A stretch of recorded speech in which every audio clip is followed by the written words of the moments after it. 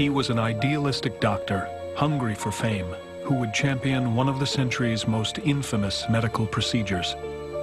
He wanted to solve the problems of psychiatry, and he wanted to do it fast. The lesson here is not how a man can go off the rails, but it's how science can go off the rails. Ellen Ionesco was the first patient to undergo a procedure Dr. Freeman had perfected only weeks before.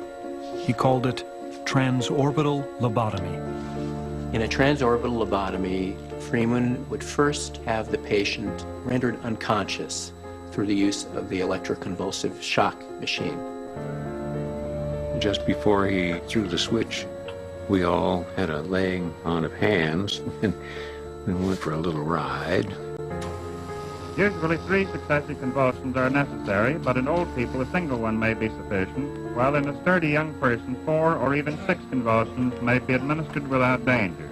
The patient would then enter unconsciousness for a relatively brief period, but several minutes. Now that the convulsion has subsided, the nurse holds a towel over the nose and mouth of the patient.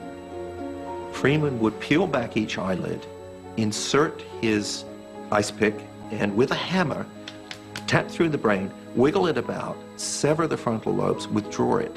And when the patient came to, he or she would be given dark glasses to hide the black eyes they'd been given.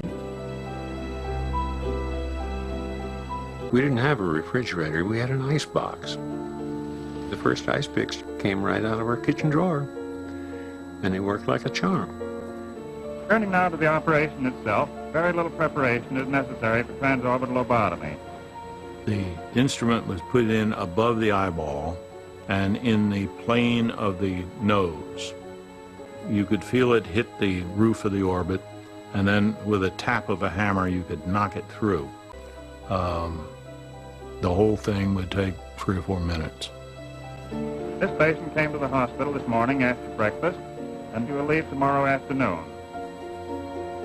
There are reports which he proudly writes down in his diary about fellow professionals fainting as he proceeds in this, or vomiting. Dr. Watts didn't say anything. He simply turned around and walked out. Spurred on by Freeman, the number of lobotomies performed annually soared from 150 in 1945 to over 5,000 in 1949. Despite the known side effects, there seemed to be an endless supply of willing patients.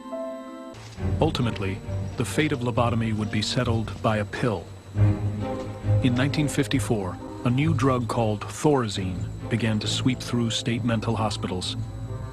Thorazine was initially marketed as a chemical lobotomy. I mean, this was seen as a selling point that it produced results similar to lobotomy, but without, of course, all the risks of the surgery. Freeman decided to move to Los Altos, California, to resurrect his career.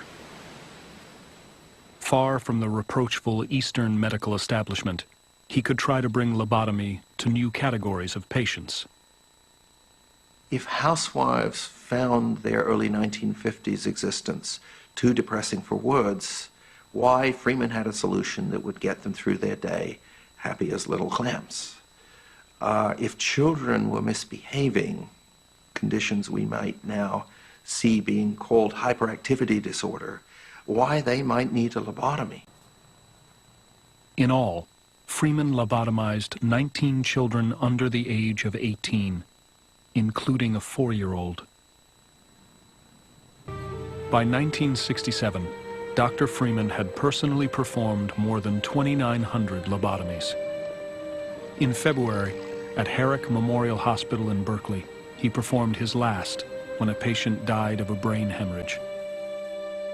Freeman was stripped of his hospital privileges and soon retired from his medical practice.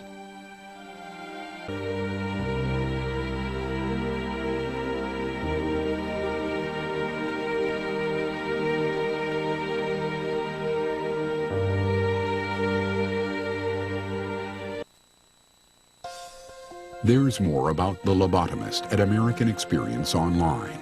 Watch the full program on the web. A panel of experts answers your questions. Access additional interviews and share your own views.